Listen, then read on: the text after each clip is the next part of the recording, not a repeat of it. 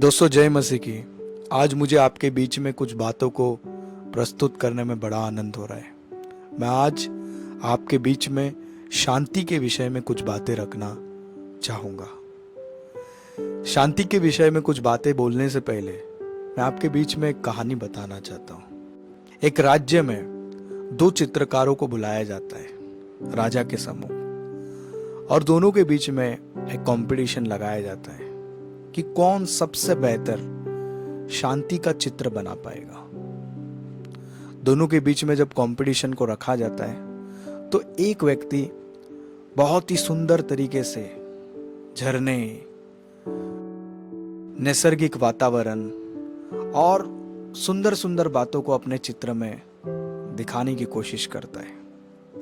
उसी जगह पे एक और चित्रकार होता है, वो अपने चित्र में तूफान, आंधी, ऐसे चित्र को अपने चित्र में दिखाता है। दोनों चित्र को राजा के सामने लाकर रख दिया जाता है। जब लोग देखते हैं दोनों चित्र को तो लोगों को लगता है कि जिसने झरने को, नदियों को बनाया यही विजेता होगा। तो राजा जब दोनों चित्र को बड़े ध्यान से देखता है तो निर्णय लेता है इस प्रकार से कि जिस चित्र में आंधी और तूफान को बताया गया है, राजा कहता है यही विजेता है।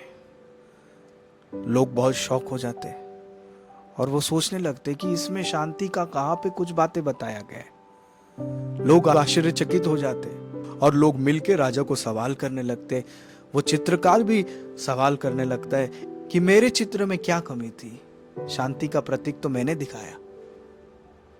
राजा लोगों को बताता है कि आपने आंधी तूफान को तो देखा, लेकिन उस आंधी तूफान में एक ऐसी बातों को चित्रकार ने बताया जो किसी ने नहीं देखा। एक पेड़ में आंधी तूफान के बीच में घोंसले में एक चिड़िया शांत वातावरण में बैठी है। ये कहानी सुनते सुनते आपको मेरी कहानी का अर्थ समझ में आ गया होगा। आज कई बार कई सारे तूफान, आंधी, समस्याओं का मसीह लोग सामना करते हैं, लेकिन फिर भी वो शांत रहते हैं। आज हमारे शांत रहने का कारण केवल एक ही है, क्योंकि हमारे अंदर एक ऐसा शांति का राजा विराजमान है जिसका नाम है प्रभु यीशु मसीह। कई सारे लोग यीशु मसीह से प्रेरित होके इस दुनिया में कई सारे महान कामों को किए, जिनमें से मैं आज मदर टेरेसा के विषय में बताना चाहूँगा। जब वो पहली बार भारत में आए तो उन्होंने कई सारे अनाथों को, कई सारे विधवाओं को, कई सारे लाचारों को, कई सारे बीमारों को जब देखा तो वो बिल्कुल अशांत हो गए। कहा जाता है इस प्रकार से कि वो अपनी जिंदगी एक बहुत ही रिच फैमिली में जी रहे थे, बहुत ही एक अच्छे फैमिली से वो बिलोंग करते थे। लेकिन जब वो भारत आए, लोगों की समस्याओं को देखे, लोगों की जब उन्होंने तकलीफ को देखा, तो उन्होंने निर्णय लिया कि मैं अपने सुख के जीवन को, अपने आनंद के जीवन को बलिदान करके लोगों के लिए जीना पसंद करूंगी। कई साल उन्होंने सेवा किया, कोड़ियों के बीच में, बीमारों के बीच में, कई सारे अनाथों के बीच में उन्होंने जब सेवा किया तो किसी ने उनसे पूछा कि आप कई सारे लोगों के जख्म को अपने हाथों से पोंछते हो, कई सारे कोड़ियों की आप सेवा करते हो, आप ये कैसे कर पाते हो? इतनी हिम्मत आप लाते कहां से हो? तब मदर टेरेसा ने उत्तर दिया कि जब भी मैं एक बीमार व्यक्ति के जख्म को पोंछती हूँ तो उसमें मैं यीशु को देखती हूँ। ये सोच के उसके जख्म को मैं हाथ लगाती हूँ कि मेरे प्रभु के जख्म को मैं छू रही हूँ। दोस्तों, ऐसे कई सारे महान लोग हैं जिन्होंने अपना जीवन समाज के लिए दिया। जिनमें से और एक व्यक्ति के बारे में मैं बताना पसंद करूँगा, पंडित रमाबाई।